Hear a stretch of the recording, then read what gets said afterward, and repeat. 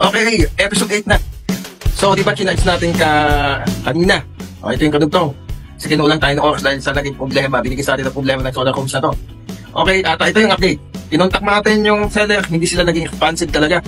Yung, kumbaga, ayaw nila makipag-cooperate, hindi daw sila nag-replacement, basta-basta. Okay? So, sige, ganun talaga. So, ingat pa lang kayo sa seller na to dahil hindi siya secure, no? At mahirap din silang kausap pagdating sa replacement. So bago nyo bayaran, siguro buksan nyo lang muna. Huwag na kayong basta magtitiwala.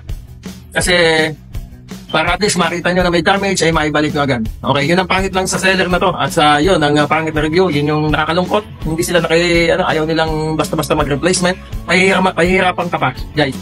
Yun ang mahirap. So, yung nabala ka na, nagbayad ka naman maayos, nabala ka pa. Dahil sa ganun nangyari. Although hindi 100% kasalanan ng seller, hindi 100% kasi mayroong porsyento kasi hindi maayos, hindi secure masyado yung kanila pagkakabalot bukod pa doon sa pagkakamali ng courier.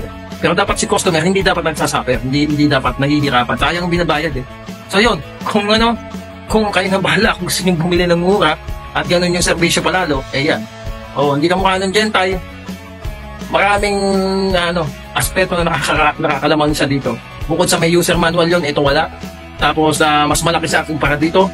At nakita rin natin na mas nakuha natin ng 13.9 yung volts ng kinarge natin. Ito ang tagal-tagal hanggang 13.3 lang. Okay? Tapos hindi pa nga ganun hindi nakipag-cooperate. Ang hirap kapag may ganitong problema. Mas yung mga nakabili, walang problema. Paano yung kagaya natin na nakabili sa kanila na nagkaroon tayo ng problema? No? Yun, no? Tapos yun nga, hindi rin ganun kaganda yung packaging ng yung kasama sa basta basic na tornilyo lang, hindi ka mukha na sa Gentile. Meron siyang may screw at meron din siyang holder. Meron siyang protection.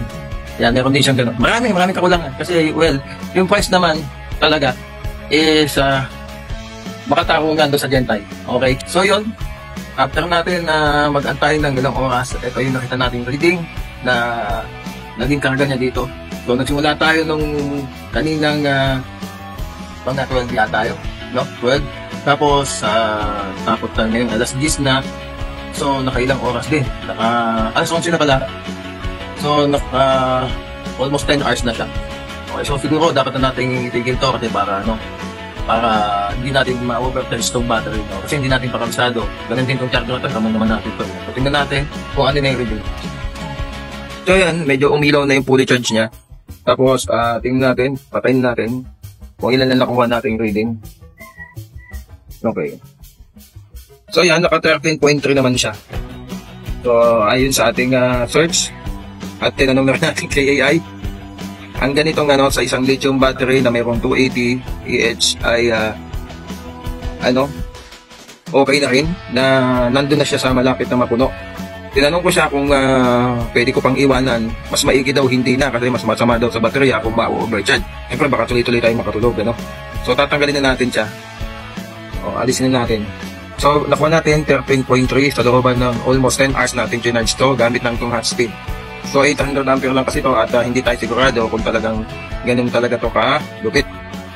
So hindi natin alam kung gaano kabilis, ganon. Pero at least i-charge natin, no? So, maya-maya ay papaganahin na natin siya, okay? So, siguro simulan natin ng umaga para sigurado, no?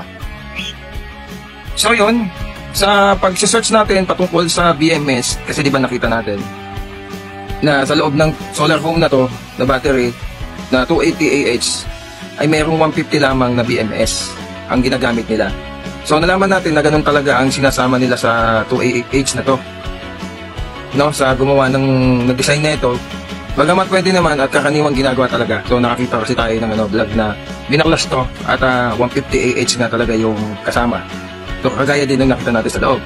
Pero nalaman din natin na mas mabuti pa din ang gumamit ng kaparehas na rating ng BMS para sa mas maayos na at magandang performance nito sa pag-handle ng dumadali na current sa baterya at hindi din basta mag-init kung makahawak ng mas mataas na load. At nakita din natin, no, may isang vlog na patungkol dito na may kinalaman nga dyan sa baterya na may nakuha siya na maximum na voltage na 13.9. At syempre, nag-search din tayo na meron ding 13.3. So, yung pinaka 13.9 yung pinakasagad niya. So, sa 13.3 ay full charge na rin naman ito, no? Malapit na rin sa full charge. Kasi hindi naman natin pwedeng iwanan magdamag tong baterya na to. No?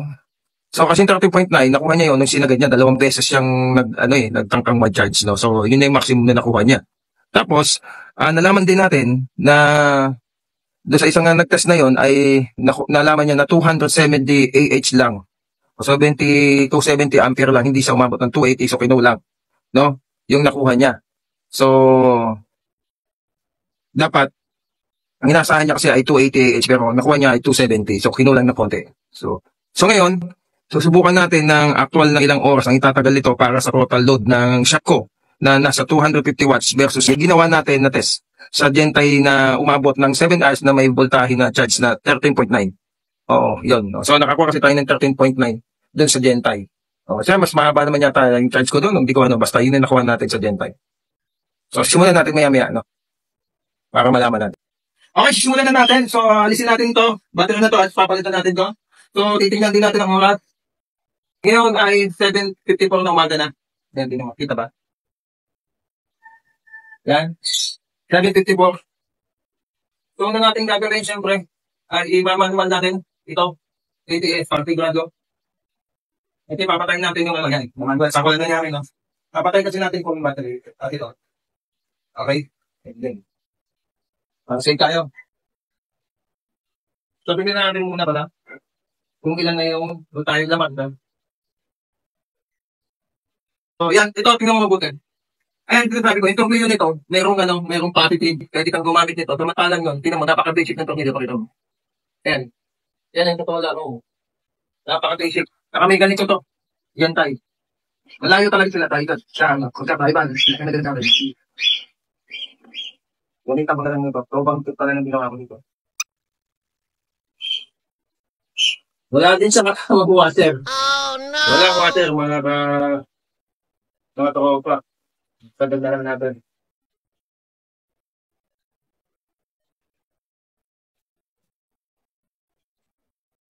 Load siya eh. Bata.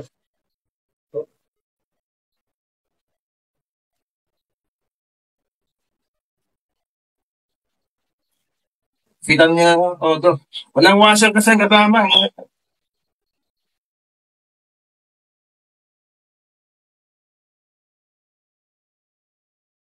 Hindi niya siya makasagad. Oh, no! Kailangan niya ng washer. Defect ka.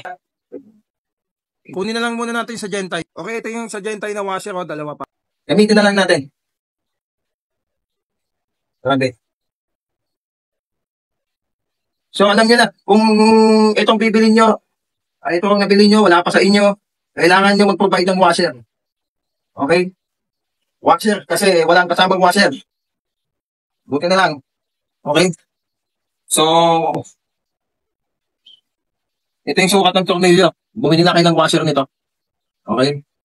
Bumili na kayo ng washer niyan. Kasi magkakaproblema kayo. Ano? Ay, nako. Wala siyang kahit anong washer. Wala.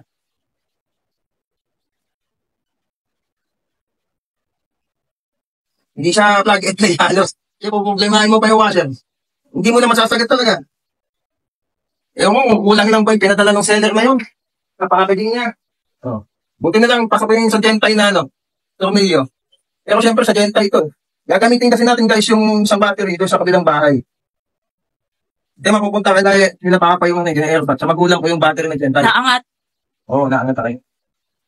Kaya talaga naangat guys ha. Alam niyo na yun. Dahil nga, basag yung pinadala sa atin. Ano? Talagang guys, yung terminal niya, yung talpakan niya. Yan. Yan, hindi maluwag yung negative.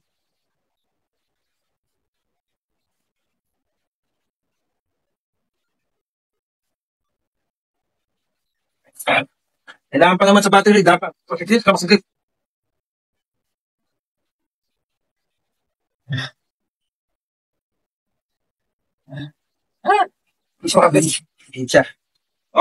dito. Okay. May control. Lumapit ka. Kailangan pa mamatay itong hilpan. Kung nakapit na natin yung battery, tingnan natin. I-on natin yung NFB. Tingnan natin kung ilan. Ngayon makita. Ito. Kaya natutuwa mo. Kaya nag-adjust pa yan. Nagsimula na sa mag-charge. Tingnan natin. 3.2. Okay? 3.2. So, ayan. Nakita mo. Nagbibigay na siya ng supply. So, gagawin natin. I-on na natin to. Yung automatic natin para lumipat, okay? Kasi naka-main ang ating ATS sa ating, ang normal power natin ay ito po. Wala. Okay, nabawasan agad ng pang-bar. So ilan na lang yan? Kasi nag-load na tayo. 12.6 na lang agad, boss. Ayan, 12.6 na lang nung in-load natin. So ngayon, hindi tayo muna bumubukas na ito. Kasi pag binuksan natin to, ay itong panel, tutulong na siya agad Baka tumulong siya agad. So ngayon, tingnan natin kung ano itatagal niya. So pagsalpak pa lang natin ang load ko na 12.5 na agad, bumagsak na agad. Ang ang load ko ay as of now ay nasa 200. Okay, wala pa sa 250 kasi hindi pa nabukas yung ibang ilaw dito Patay pa nga yung piso sa taas 12.5. So yan guys. So pag binuksan kasi natin to, kung NFB na to, yung miral ko natin lalabas dito.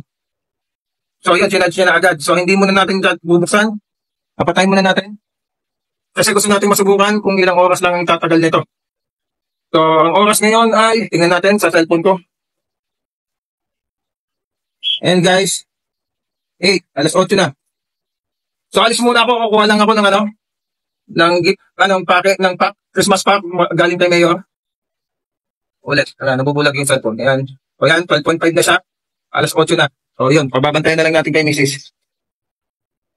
Automatic naman to kung sakali mamatay. Ganda na.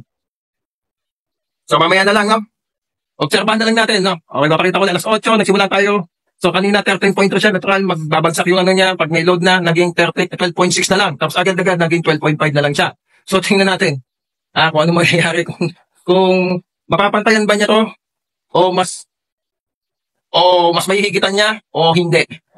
Tingnan natin kung ilang oras ang itatagal nitong solar homes na to. Parehas lang ang specs, 280 AH, 12 volts. 12.8 din.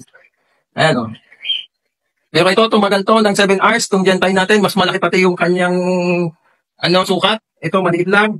Alam mo, naka 100 AH ka lang. Okay, so tingnan na natin. Mamaya, okay, kuha lang nga tayo ng pamaskong handog ni Mayor. Okay? Amen na lang. So yan, nakadating na tayo. Nakakuha na tayo ng Christmas package mula kay Mayor.